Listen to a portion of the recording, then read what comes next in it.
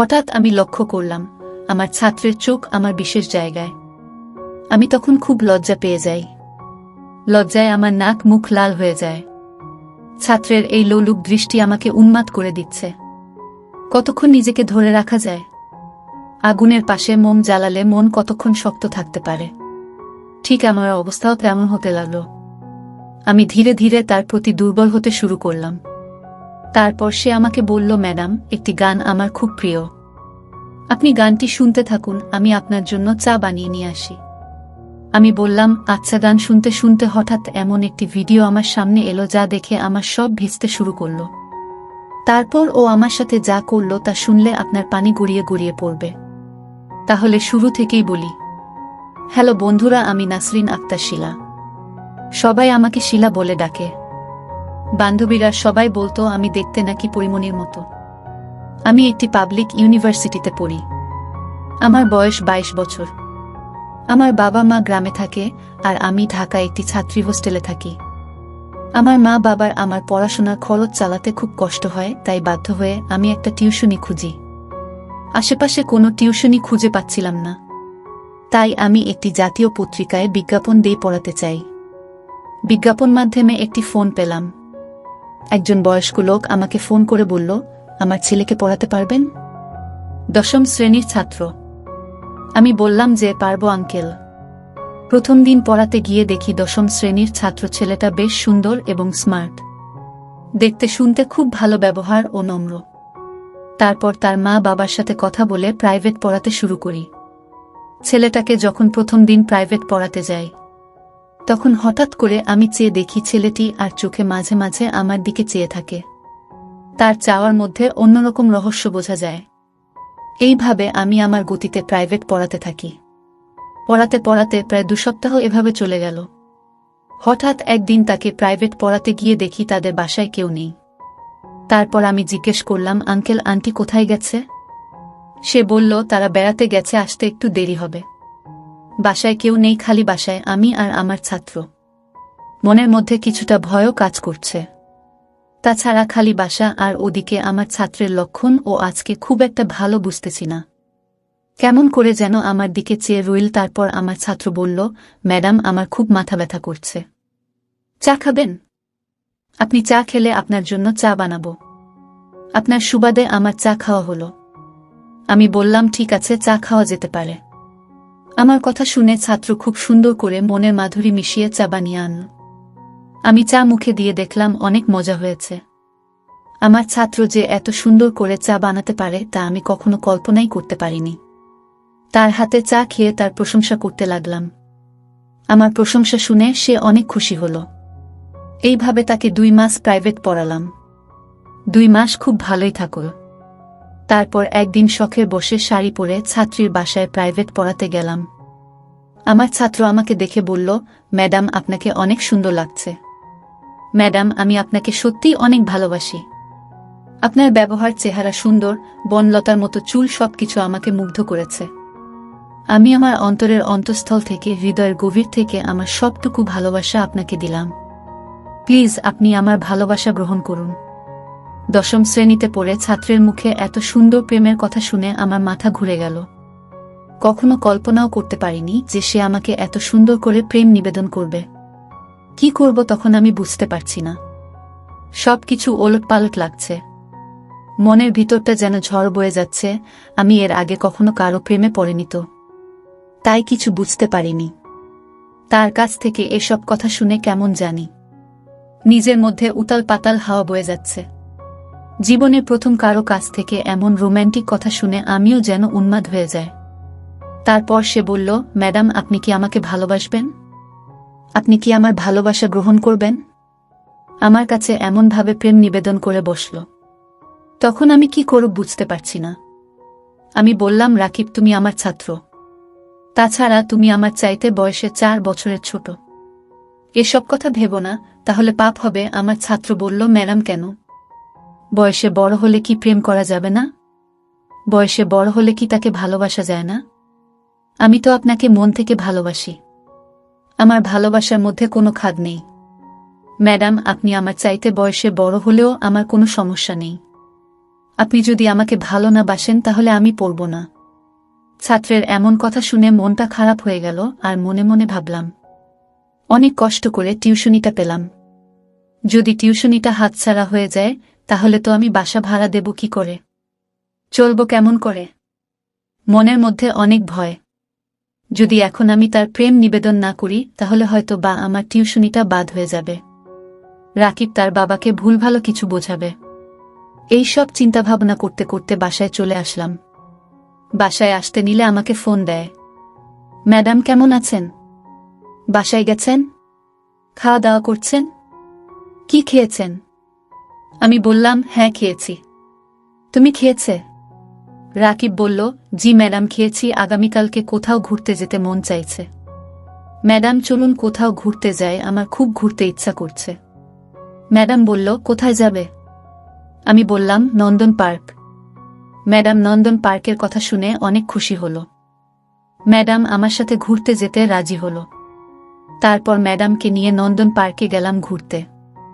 সেখানে অনেক কপতি হাত ধরে চলা, বসে আড্ডা মারা। এসব দেখে আমি ছাত্রের প্রতি আরও ইমোশনাল হয়ে পড়ি। সেও আমাকে বিভিন্নভাবে তার প্রতি দুর্বল করার চেষ্টা করে। এভাবে অনেক আনন্দঘন মুহূর্তে এদিনের সময়টা কাটল।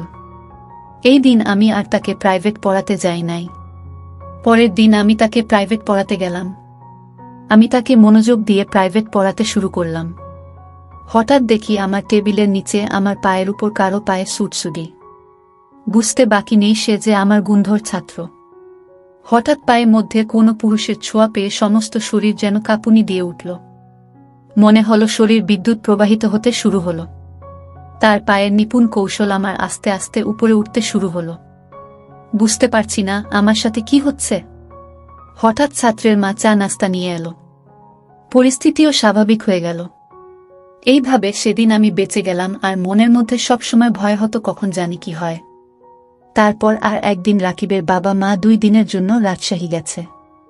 তাদের কোনো এক আত্মীয় নাকি অসুস্থ, তাদেরকে দেখতে গেছে। রাকিবকে নিয়ে যায় নাই, কারণ সামনে তার পরীক্ষা।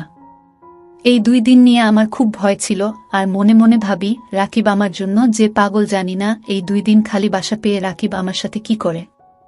মনের মধ্যে আতঙ্ক নিয়ে তাকে প্রাইভেট পড়তে যাই। এই 2 দিন প্রাইভেট পড়াতে যেতে চাচ্ছিলাম না। আঙ্কেল বলে গেল রাকিবের সামনে পরীক্ষা, তাই প্রাইভেট একদিনও মিস দেয়া যাবে না। কি করব, বাধ্য হয়ে আমাকে প্রাইভেট পড়াতে যেতে হলো। রাকিবের আব্বা আম্মা যখন রাজশাহী বেড়াতে চলে গেল, এর পরের দিনে আমি রাকিবের বাসায় তাকে প্রাইভেট পড়ানোর উদ্দেশ্যে যাই। কলিং দিলে রাকিব এসে দরজা খুলল। দরজা খোলার সাথে দেখতে পেলাম সমস্ত রুম সে কাঁচা ফুল দিয়ে সাজিয়ে রেখেছে, আর পুরোটা জুড়ে লেখা রাকিব প্লাস শিলা। আমি অবাক হয়ে বললাম, এসব কি? সে বলল, এটা আমার ভালোবাসার বহিঃপ্রকাশ। আজকেও আপনাকে অনেক সুন্দর লাগছে। ম্যাডাম, আপনাকে একটা কথা বলবো, দয়া করে আমার কথাটা রাখবেন। আমি বললাম, বলো, রাখার মতো হলে রাখব। তারপর আমি বললাম, প্লিজ আমার কথা রাখবেন। মা বাবা 2 দিনের জন্য বেড়াতে গেছে। এই 2 দিন আমি শুধু আপনার সাথে গল্প করব। ম্যাডাম, না করেন না। তার এমন রিকোয়েস্ট আমি না করতে পারলাম না। আমি বললাম, ঠিক আছে, যাও, তোমার কথা রাখলাম। গল্প করতে করতে হঠাৎ আমি লক্ষ্য করলাম আমার ছাত্রের চোখ আমার বিশেষ জায়গায়। আমি তখন খুব লজ্জা পেয়ে যাই।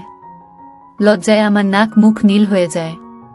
ছাত্রের এই লোলুক দৃষ্টি আমাকে উন্মাদ করে দিচ্ছে।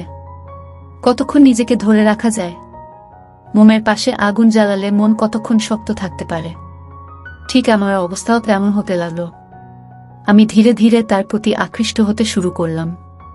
তারপর সে আমাকে বলে, ম্যাডাম, একটি গান আমার খুব প্রিয়, আপনি গানটি শুনতে থাকুন, আমি আপনার জন্য চা করে নিয়ে আসি। আমি বললাম, আচ্ছা। গান শুনতে শুনতে হঠাৎ এমন একটি ভিডিও আমার সামনে এল, যা দেখে আমার সব ভিজতে শুরু হলো, চরম পর্যায়ে আসতে শুরু হলো। বুঝতে পারছি না এখন কি করব। এই ভিডিওটা দেখে আমার আবেগ শতগুণ বেড়ে গেল। সে আসতে আমি ভিডিওটা বন্ধ করে ফেলি। সে চা নিয়ে এসে বলল, ম্যাডাম, এই নিন চা, আপনার জন্য আমার পক্ষ থেকে স্পেশাল চা। আমি বললাম, তাই? আচ্ছা, ঠিক আছে। চায়ে মুখ দিয়ে দেখি, বা অনেক সুন্দর চা বানিয়েছে, যার জন্য তোমাকে অনেক ধন্যবাদ। সে বলল, ম্যাডাম, শুধু কি ধন্যবাদ। আমি বললাম, আর কি দিব? আমার কাছে তো দেওয়ার মতো কিছু নেই। আমি বললাম, ম্যাডাম একটু ভেবে দেখুন, অনেক কিছুই আছে। এই বলে সে ভিতর থেকে কি যেন আনতে গেছে, আর আমি চা খাচ্ছিলাম। হঠাৎ পিছন থেকে আমার কাঁধের উপর কারো হাতের ছোঁয়া অনুভব করি। হাতের ছোঁয়া পেয়ে আমার মনে হলো যেন সমস্ত শরীরে অনুভূতির ঝড় বইতে শুরু হলো। আমি পিছনে ফিরে দেখি আর কেউ নয়, সে আমারই ছাত্র। তারপর সে আস্তে আস্তে তার হাতে এবং অন্যান্য প্রত্যঙ্গের গতি বিভিন্ন কৌশলে কাজে লাগাতে লাগল। আমি তো তার কৌশল দেখে অবাক। মাত্র ক্লাস 10-এ পড়ে একটা ছেলে কি করে এত কৌশলে একটা মেয়েকে বশ করতে পারে, একটা মেয়েকে আবেগের জোয়ারে ভাসিয়ে দিতে পারে। অবশেষে তার কৌশলের কাছে আমি হেরে গেলাম। মাত্র ক্লাস 10-এ পড়ে ছেলের কৌশলের মার আমি খুশি হয়ে যেন আমি আনন্দে ভাসতে শুরু করলাম। কিভাবে কি হয়ে গেল আমি বুঝতে পারলাম না। প্রায় 2 ঘন্টা বিনোদনের পর আমি উঠে দাঁড়ানোর চেষ্টা করলাম, কিন্তু পারলাম না। অনেক কষ্ট হচ্ছে, মনে হচ্ছে যেন আমার উপর দিয়ে কালবৈশাখী ঝড় বয়ে গেছে। খুব কষ্ট করে আস্তে আস্তে বাসায় আসলাম। তারপর 2 দিন পর্যন্ত আর বিছানা থেকে উঠতে পারছিলাম না। আর মনে মনে ভাবলাম, এত ছোট একটি ছেলে কিভাবে এত কৌশল জানল। তার কৌশলের মায়ের কাছে আমি যেন লণ্ডভণ্ড হয়ে গেছি। অনেক কষ্ট করে প্রায় 1 সপ্তাহ পর আমি সুস্থ হয়ে পরের দিন আবার টিউশনি পড়াতে যায়। সে আমাকে দেখে বলল, কি ম্যাডাম, কেমন দিলাম সেদিন? আমি লজ্জার কথা বলি না, মুখ লাল হয়ে গেছে। তারপর সে আস্তে আস্তে আবার আমার সাথে ওরকম কাজ করে। আমার বাধ্য হয়ে তাকে দিতে হতো। মনে মনে ভাবতাম, নষ্ট হয়েছে একজনের দ্বারাই হই। আর সে যেহেতু আমাকে নষ্ট করেছে, সুতরাং তাকেই আমি বিয়ে করব। এইভাবে প্রায় 2 মাস পার হয়ে গেল। হঠাৎ একদিন আমার বমি বমি ভাব আসছে। বুঝতে পারছি না হঠাৎ বমি হচ্ছে কেন। মনের ভিতর সন্দেহের তীর বিদ্ধ হল। জানি না আমার কি হয়েছে। মনের সন্দেহ দূর করতে টেস্ট করলাম। টেস্ট দেখে আমার পায়ের নিচ থেকে মাটি সরে গেল। নিজেকে খুব অসহায় মনে হলো। এখন আমি কি করি? বাধ্য হয়ে তার সাথে আমার এই ব্যাপারে কথা বলতে হবে। আমি আমার ছাত্রকে সব বলার পর সে চুপ করে রইল। নিজেকে খুব অসহায় ভাবতে শুরু করল। সেও বোকা হয়ে রইল, কোনো কথা বলল না। আমি বললাম, তুমি তোমার বাবা মায়ের কাছে বিষয়টা শেয়ার করো, না হলে আমি মরে যাব। রাকিব ভয়ে ভয়ে তার মায়ের কাছে সব শেয়ার করল। তার মা এসব কথা শুনে হতবাক হয়ে পড়ল। তারপর তার মা তার বাবার কাছেও বিষয়টা শেয়ার করল। তার বাবা বলল, মেয়েটাকে ডেকে আনো আমার কাছে। অনেক কিছুর পর রাকিবের বাবা আমাকে ডেকে নিয়ে বলল, মানে আমার দুষ্টু ছেলেটাকে ক্ষমা করে দাও।